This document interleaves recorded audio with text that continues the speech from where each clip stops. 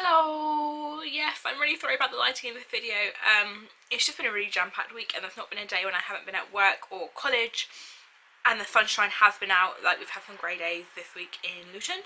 And the reason why I've got this weird kind of upper lighting, like, so I'm currently on my laptop, because today I thought I'd show you something that I don't think I've really spoken about on this channel.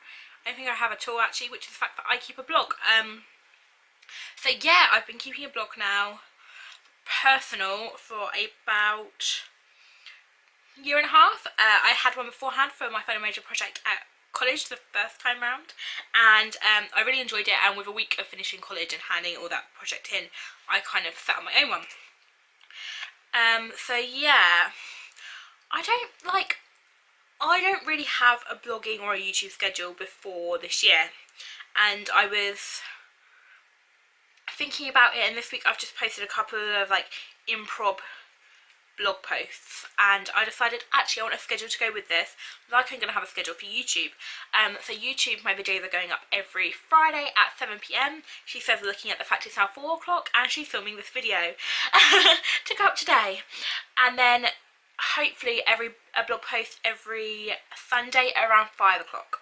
I think if you enjoy when I do deep stuff on my channel, I go a lot deeper in my blog posts, and I thought to like just sort of prove it, and the light's going more and more and more, I would read one of them out today. Okay, let's just go with my last one, because that's probably the one I wrote most recently. These are like 3 o'clock in the morning, like, stuff. Okay, so this one's called Dear Church. Here's how you can help me. I think I've touched on the fact that I have mental health, and I go to church, and so this video is sort of a combination of everything. This video, this blog post. I've grown up in the church and love my church family to bits.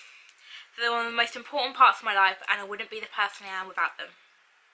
My mental health has been an ongoing issue for quite a while now, and many people in my church have been very supportive.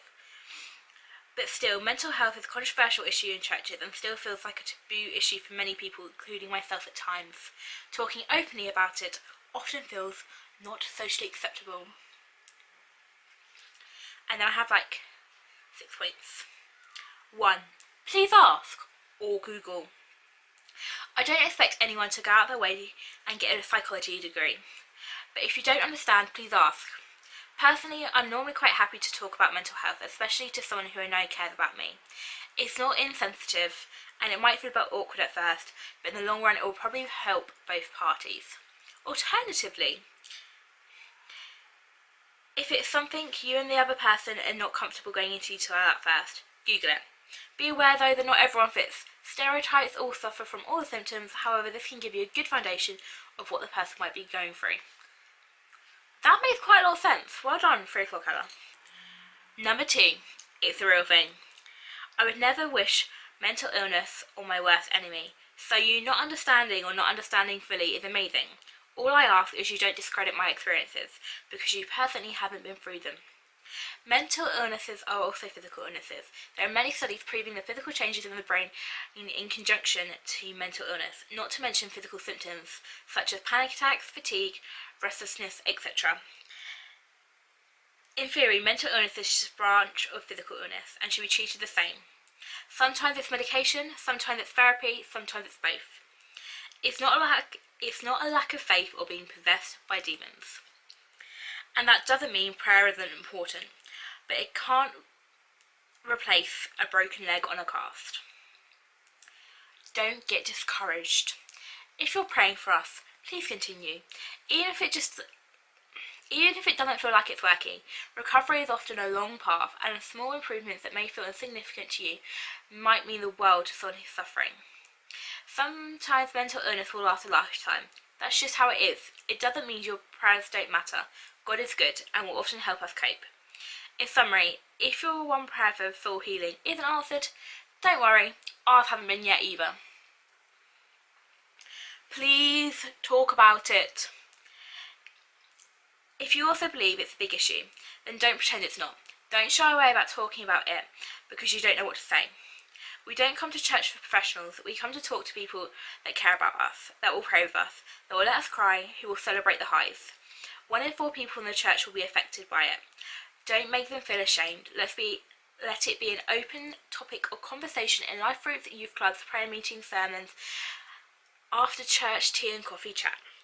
Let the love be heard to those with troubled minds.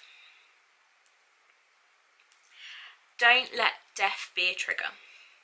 Unfortunately, there's very little evidence supporting that Christians are less likely to commit suicide. Every 2 hours in the UK, someone dies through suicide, and every 12 minutes, someone attempts. These are averages. And that person may belong to a church. Please don't wait for a serious incident. Please don't wait for a serious indication of the need for mental health support within your church before doing something about it.